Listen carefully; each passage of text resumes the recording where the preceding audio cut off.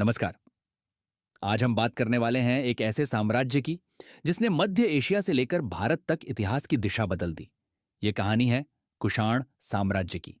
ईसा पूर्व दूसरी से पहली शताब्दी के दौरान बैक्ट्रिया और सोग्डियाना के क्षेत्रों में एक नई शक्ति उभर रही थी।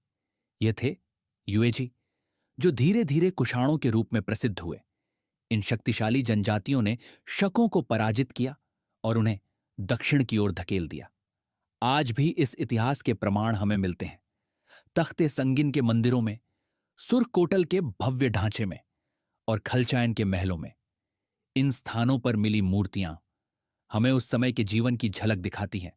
घुड़सवार तीरंदाज, युद्ध के दृश्य और विशेष रूप से विकृत खोपड़ी वाले राजकुमार, जो मध्य एशिया की एक अनोखी परंपरा को दर्शाते हैं।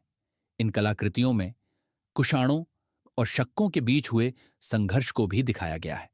जहां यूएनजी को राजसी रूप में प्रस्तुत किया गया, वहीं साका योद्धाओं को अलग शैली में दर्शाया गया। चीनी इतिहासकारों ने सबसे पहले इन्हें यूएनजी कहा और बताया कि इन्हीं से कुषाण साम्राज्य की शुरुआत हुई।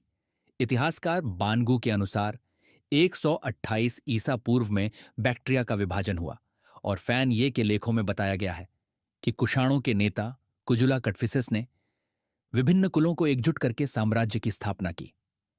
प्रारंभिक शासकों में हेरायोस का नाम प्रमुख है, जिसने अपने सिक्कों पर यूनानी भाषा का प्रयोग किया।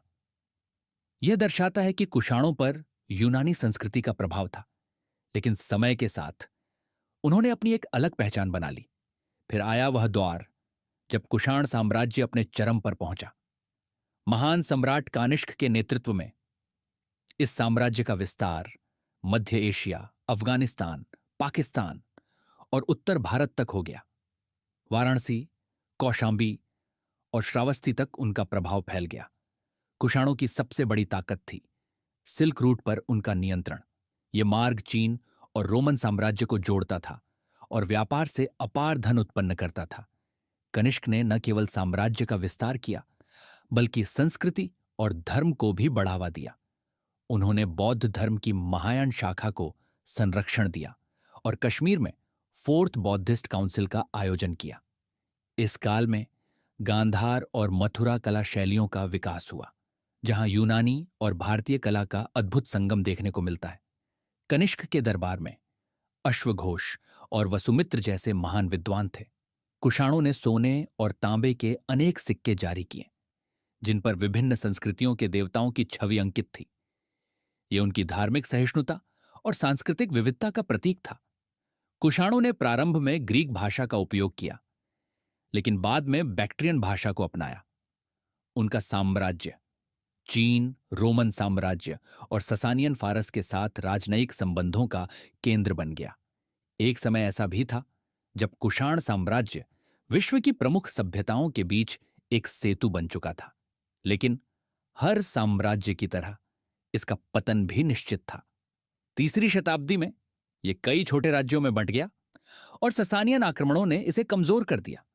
चौथी शताब्दी में गुप्त साम्राज्य के दबाव ने इसे और कमजोर किया।